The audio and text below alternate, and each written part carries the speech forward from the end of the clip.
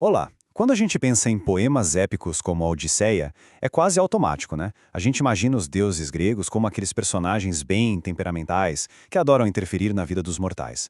Mas e se o papel deles for algo muito, mas muito mais profundo? Hoje, vamos explorar exatamente isso, como os deuses na Odisseia não são só atores em um palco, mas sim a própria máquina que faz a história girar. Então, a grande questão que vai guiar a nossa conversa é essa aqui. Será que os deuses são só personagens com superpoderes? Ou eles funcionam mais como, sabe, cheat codes, códigos de vantagem, uma mecânica que o contador de histórias usa para construir e controlar a narrativa? É exatamente essa a ideia que a gente vai investigar. Para começar, a gente precisa entender uma coisa fundamental. Os deuses do panteão grego são completamente diferentes das divindades que muita gente conhece de outras tradições, como as monoteístas. Eles não estão acima da confusão. Na verdade, eles são a confusão. E olha só como o contraste fica nítido aqui. De um lado, uma tradição pode ter uma divindade perfeita, onipotente. Do outro, o panteão grego é o oposto total. É um grupo de seres com poderes limitados e cheios de falhas. Falhas bem humanas, aliás, como ciúme, raiva, eles vivem brigando entre si. E é justamente aí que está o pulo do gato. São essas falhas, essas tretas internas que se tornam o motor da história. E esse exemplo é perfeito. A Guerra de Troia, por exemplo, não foi só uma guerra de mortais. Ela era também o reflexo de uma briga entre os deuses. A viagem de volta do Odisseu é tão, mas tão difícil porque ele conseguiu irritar um deus específico, Poseidon. A raiva pessoal de um deus vira o principal obstáculo na jornada de herói, moldando anos da vida dele. Tá, mas como é que essas imperfeições transformam os deuses em ferramentas para contar a história?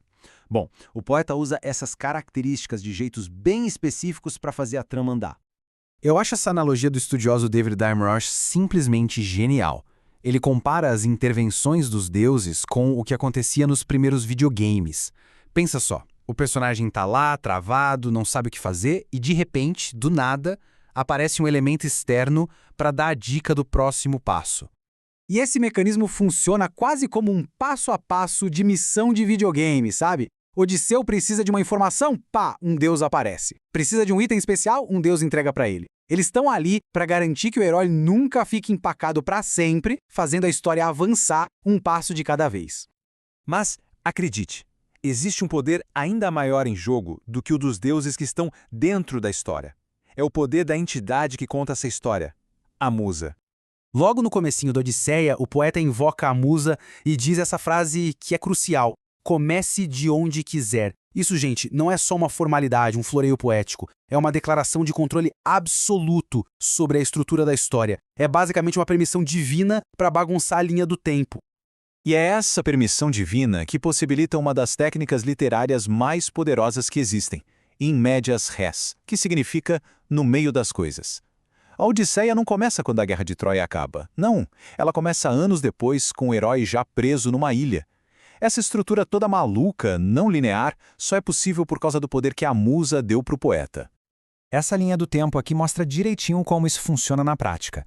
A história pula direto para o ponto 3, e só muito depois, por meio de flashbacks, é que a gente descobre o que aconteceu antes. Essa habilidade de ir para trás e para frente no tempo cria um suspense e uma experiência muito mais rica do que uma historinha contada em ordem cronológica.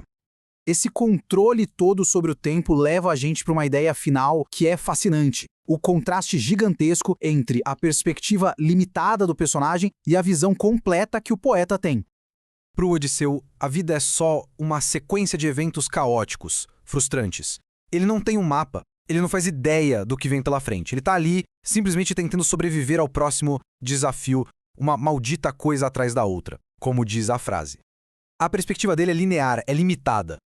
Só que o poeta, graças à musa, tem uma visão divina. Enquanto o Odisseu só enxerga a estradinha ali na frente dele, o poeta vê o mapa inteiro. Ele sabe o começo, o meio e o fim, tudo ao mesmo tempo. Ele não está preso ao tempo, ele é o mestre do tempo. Ele pode dar zoom, afastar, reorganizar os fatos como ele bem entender. E aqui a gente fecha o raciocínio. Os deuses dentro da história, eles movem as peças no tabuleiro. Mas é o poeta, o cantor, que controla o tabuleiro inteiro. Ao invocar a musa, o contador de histórias não está só pedindo inspiração. Ele está reivindicando um poder divino sobre a própria criação. mostrando para todo mundo que, no fim das contas, quem está no controle é ele. Isso tudo deixa uma pergunta no ar pra gente refletir. É só parar pra pensar. Filmes com narrativas todas não lineares, sabe? Romances que pulam de uma perspectiva pra outra, ou até games que nos dão a liberdade de explorar uma história em qualquer ordem. Onde mais os contadores de histórias de hoje estão assumindo esse papel de mestre do tempo e do destino, usando essa visão divina tão antiga pra nos prender? Fica aí a reflexão.